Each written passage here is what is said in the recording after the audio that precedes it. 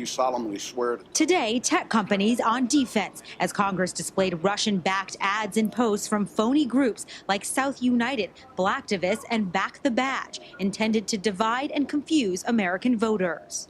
You cannot allow what's going on against the United States of America.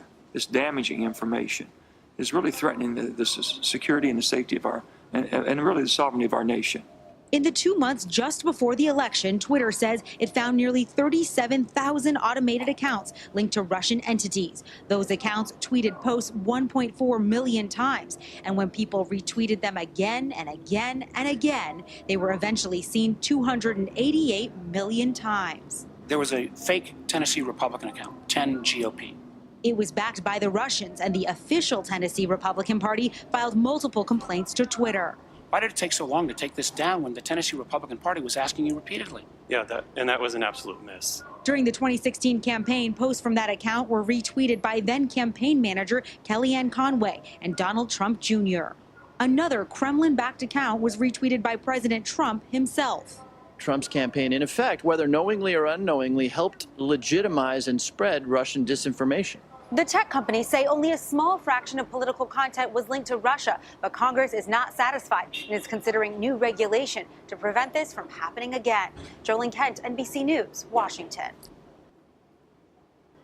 Do you think the social media companies have been a little late to acknowledge how they were used by those trying to influence the election, Russians? I think they've learned along the way a lot. And I think it's best to ask them if they should have projected it or not. I don't believe the big issue are ads from foreign governments. I believe that's like 0.1% of the issue. The bigger issue is that some of these tools are used to divide people, to manipulate people, to get fake news to people in broad numbers, and so to influence their thinking. And this, to me, is the number 1 through 10 issue. And about those congressional hearings with tech executives. Do you think Silicon Valley has gotten a bad reputation, certainly in Washington? Just like all New York companies aren't the same, and all media companies aren't the same. Well, all technology companies aren't the same either. They have different values, different principles, different business models.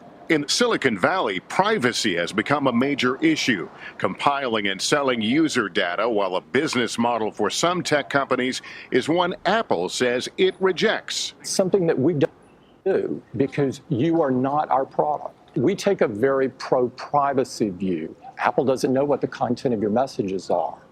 We encrypt FaceTime end-to-end. We don't know what you're saying. And we think that's the way that people would expect. Yet the company's new facial recognition technology on its highly touted iPhone X has raised privacy concerns ahead of its Friday release. Cook is anxious to dispel them. And I just unlocked it, obviously, when I looked at it.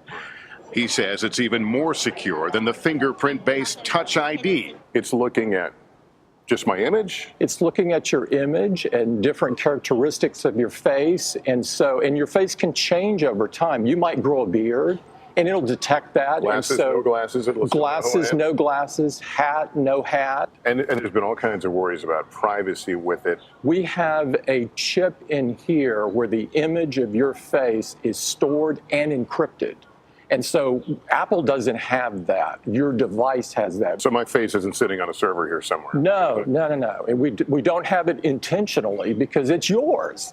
It's not ours. It's hard to believe 10 years since the 10 years. iPhone. Have you reached where you had envisioned, where Steve Jobs had envisioned it would go? You know, we knew from the launch it was going to change the world.